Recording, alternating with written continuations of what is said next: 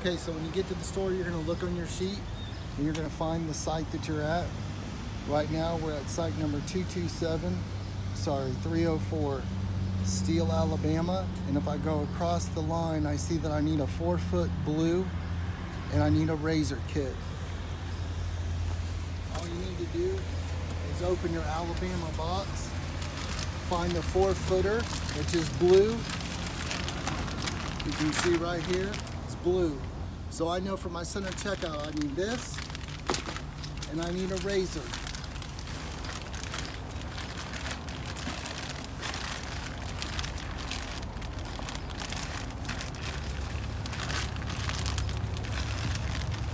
So I know if I take in this razor kit and this blue kit, I have everything that I need to install this store.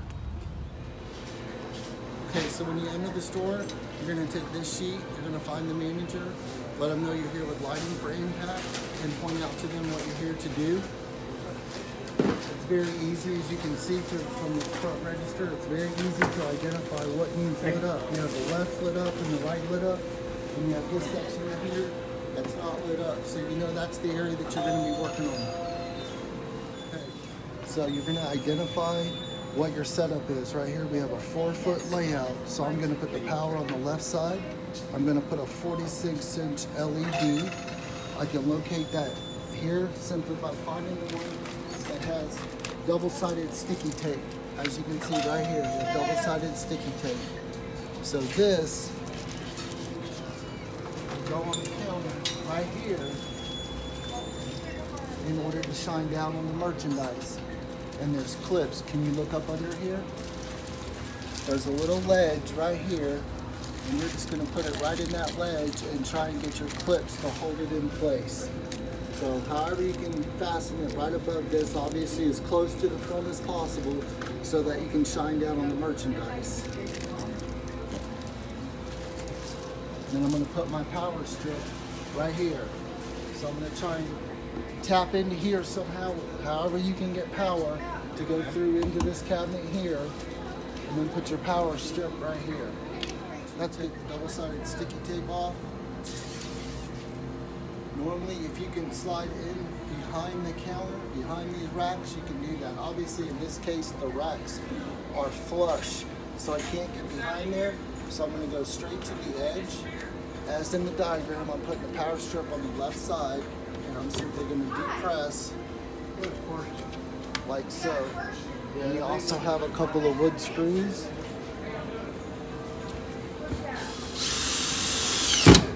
And make sure that you put the top on the top, and it's clearly labeled top. And then you simply put another screw on the bottom.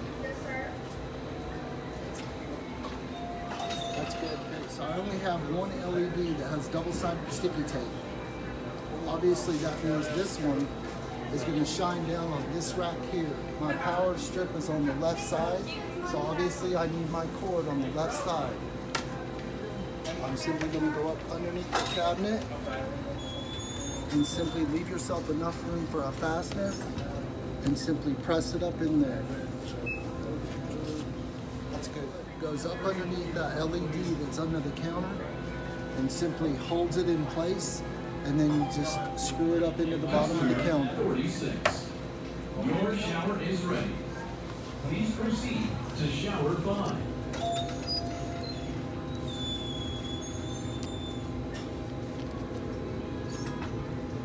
Like so. Okay.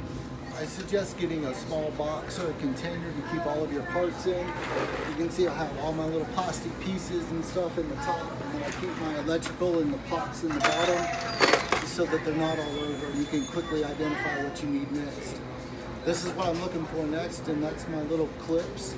This is going to go on the rack like so. You're going to have one at each end and one in the middle. So you simply take the clip, hover it above the rack. Can you get in there? And you simply clip that right down on. By the end of the day, your thumb will be sore. Tip, carry a trash bag. So as you take everything out of the packaging, you just take it all and throw it away. Order and getting a power source is not going to be as easy when you can move this whole shelf right here. But what you know is, okay, I have to get power to this strip right here. So I know in order to do this, I need a red pop on the bottom, and I need this power cord. Well, the only way to access that would be to go right here. Now, where does that go? It goes right into the cabinet right here. So no problem, you can see that you have a metal brace. So you can see that the highest you could go would be right there. So that's where you'd have to come through. And since you already have power, obviously in this shelving here, we would tap right into the same source, which is going right into the back of the cash register. So again, we would come right across. You'd have to drill a hole right there, which I'm about to do. And then I would follow the same power line right through that hole right there. And if there wasn't one there, then that's where I would drill one. Thank you for helping Loves maintain Okay, so you can see I drilled the hole right here, and I'll simply feed this female end directly through the hole. You want to get this hole obviously as far out of visual as possible, but in this case, there really isn't any other way. You can't go through the slat wall here. There's nothing on the other side that will give you power, and you can't go any lower because of this metal bracket here. So we're just gonna come right here. Okay, so now I want to get power to the red cord that's going to the power strip. So I come inside behind the cash register, and you can see that hole I showed you from the other side is right there. So all I need to do is feed this one right here to that female that I tucked in there. Okay, so I'm going to attempt to do that right now. Okay, so I bored the hole a little bit bigger, and now you can see that I have tapped into the same line that the other LEDs were using. So now we'll use that power source. Be careful of your wire management, make sure they're bound up nice and neat. And then we'll go to the other side and add that power to our power strip that we just installed. Okay, so I'm gonna point this out since it just happened. So if it happens to somebody else, you'll know what it might be. I literally had the lights connected to this side right here, had everything hooked up properly, and they did not come on.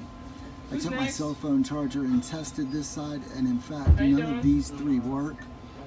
So I took out two things they weren't using, used one here and one back there, and the lights came on. So if you don't have power in the power block, make sure you check the power block, make sure that it's working properly. Okay, so when you're finished, make sure that your cable management is done. You're basically just trying to make sure that all of your cords are hidden. So you can see I put this here. They're going to induce her later in a second. Use some clips to tie up your cords, and then I was able to run the power cord inside this channel, tuck it into the crevice here, and I'm going to use a little piece of double-sided black sticky tape to wrap around this and insert it into the crack here, so hopefully